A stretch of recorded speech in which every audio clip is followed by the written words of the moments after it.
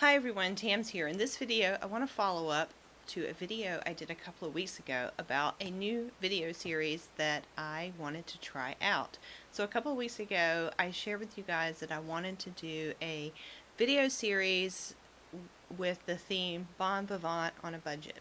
And since then, I've gotten amazing feedback. I've also shared a few little tips and tricks on my Instagram stories, and I've gotten really good feedback on those. So I am going to move forward and continue with this based on your feedback. So thank you very much. I really appreciate it.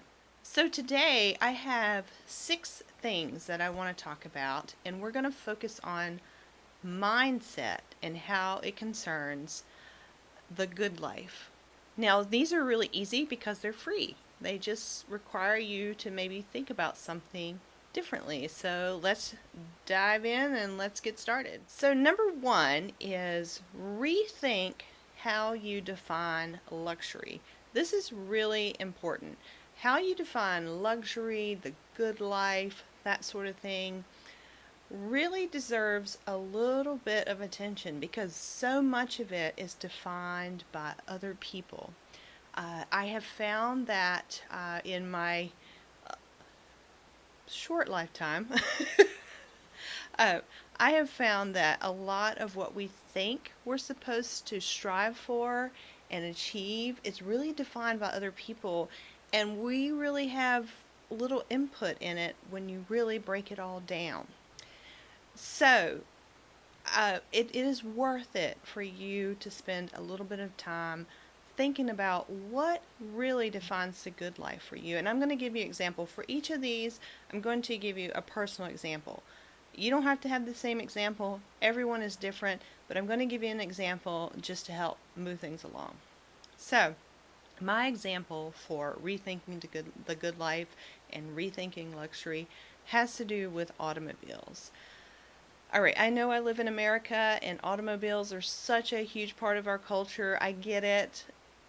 Yes, and I do consider having a reliable automobile to be a good thing. So there's that. But several years ago, when I had a job that was much more lucrative, I fell into this trap that I needed to have a luxury car because everyone said that meant you had arrived. And so I went down the luxury car rabbit hole. And what I found out for myself is that I'm not really a car person. Again, I do like to have a reliable car. I like to be able to maintain my car, but I really don't care much more beyond that.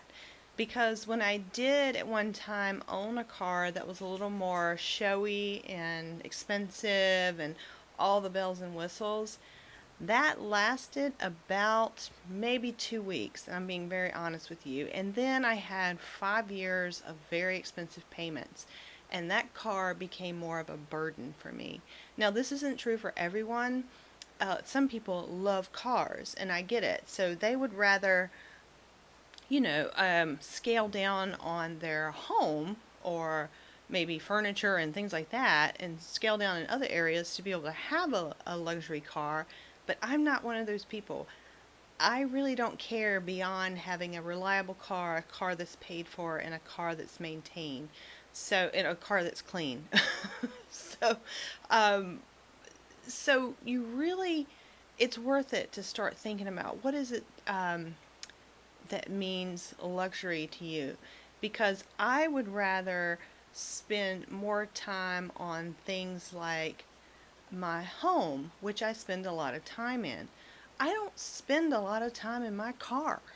I drive to work and I drive to and from places, but at the end of the day, if you were to calculate how much of my time is spent in my car, it's not that much. And so I would rather focus um, my resources in other places. So there you go. Okay, number two. This is a big one, especially for my fellow Americans.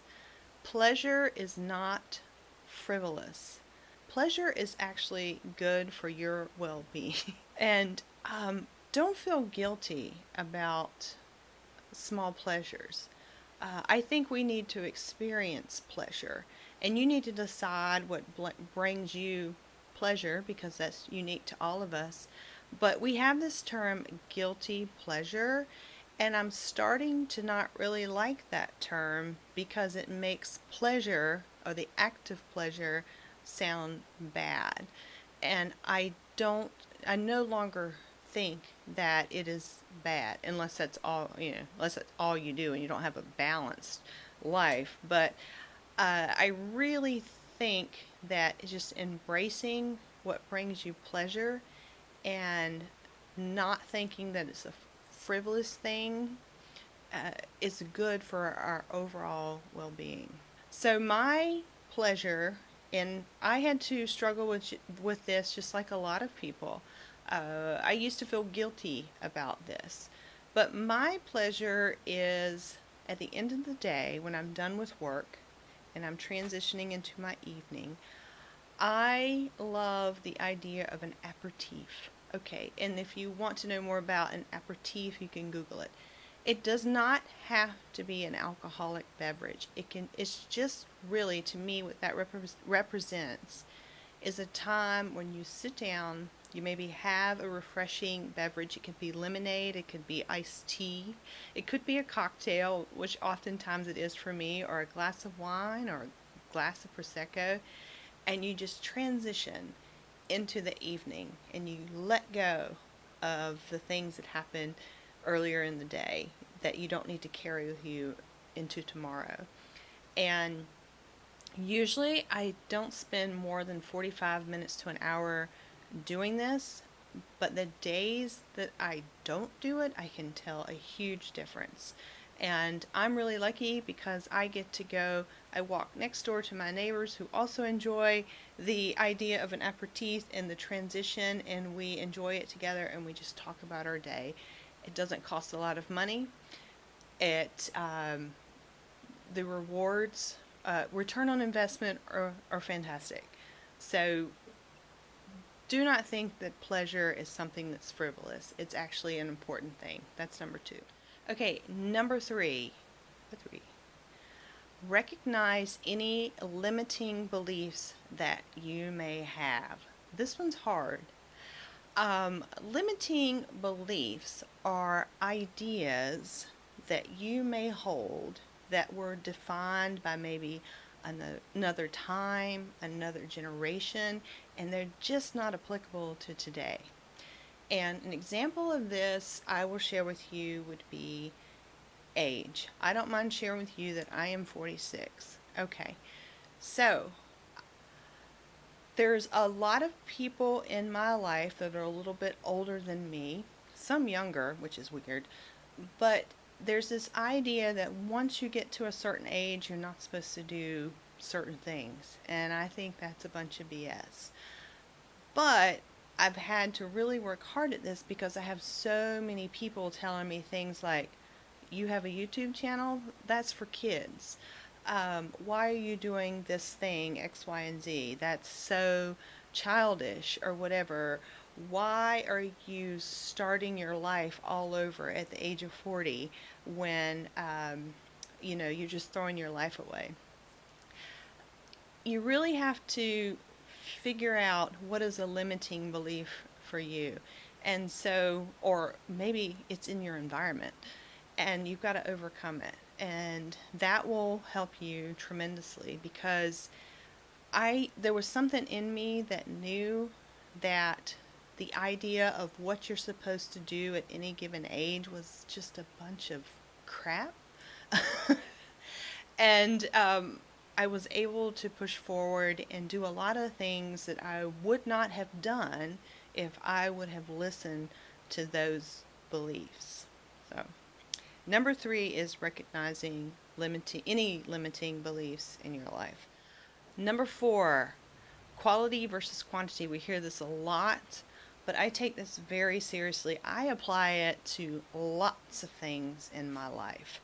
And the idea is that you look at what you have in your life, maybe your possessions, and you really evaluate them and you think to yourself, Why do I have so many of these things? Could I limit them down or pare them down to something of more quality and get more, just get more enjoyment, get more life out of it? And a lot of times it may mean paring down to something that's a little more expensive. So I have an example for you. This is a big one for me and is really small. A lot of you may think this is very small in the scheme of things. And it has to do with, okay, napkins. Here's a great example.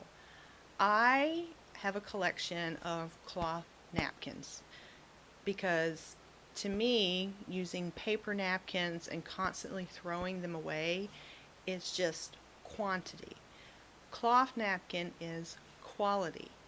I can toss them in the wash. I can use, and whenever I sit down, and we'll go into more of this when we start talking about food and beverage, but whenever I sit down, if there's a cloth napkin instead of a paper napkin, it completely changes the whole aspect of dinner. Just start thinking about quality versus quantity in your life and define it the way that it's more fitting to you.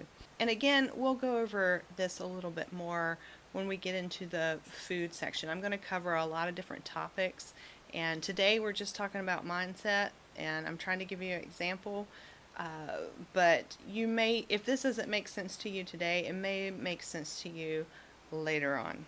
Okay, number 5 is this idea of waiting until something happens before you actually do something.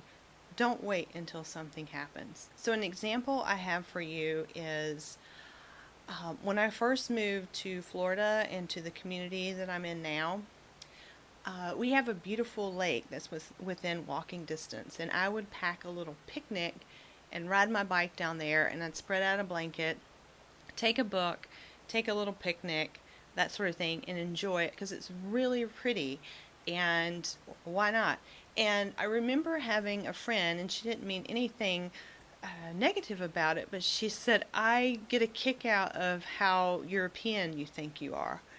Well, my idea was, why should Europeans be the only people that enjoy picnics and beautiful lakes and scenery and relaxing? Why should I wait until I go to Europe, which some people may never have the opportunity to go to Europe? Why should they wait to enjoy a picnic when they could do it wherever they are?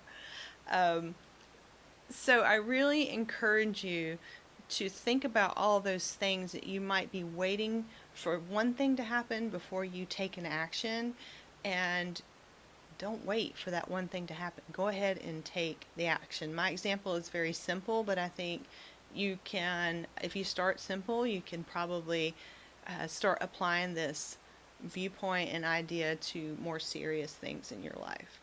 And number 6, this is really unique to me, and it goes back to number 1, which is defining what luxury is to you.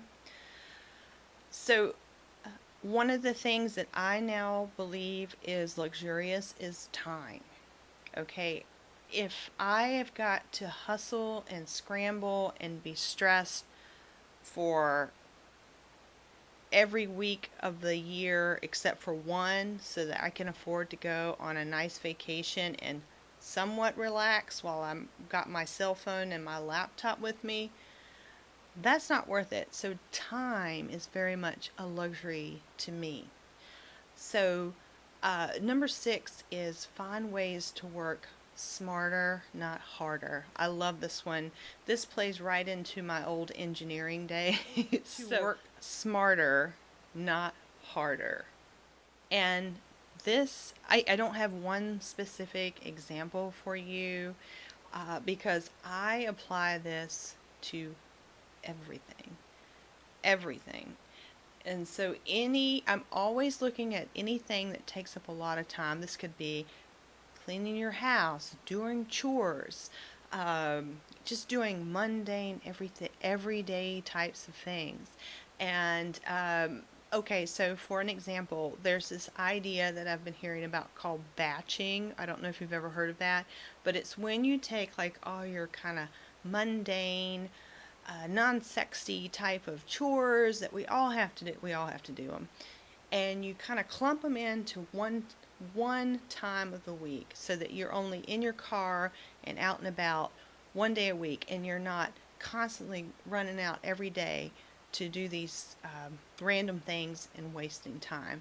So look up batching and time management. That's something that I do all the time. I have pretty much one day a week where I try to do all my running around and doing chores type thing, or picking up things. That could be picking up some oddball grocery thing, and we'll get into that again with the food and beverage, because I try to limit my bulk shopping to once a month, and then there's a couple little things that I have to get here and there, like for fresh fruits and vegetables. um, and I try to make sure all my trips are planned and I can hit as many things as I can in one go round. So there you go. Work smarter, not harder. Capture that time, because time, I do believe, is our new luxury. So that's about it. Again, I'll run through it one more time. Rethink how you define luxury. Make sure it's based on what you believe and not what someone else believes. Pleasure is not frivolous. It's good for you.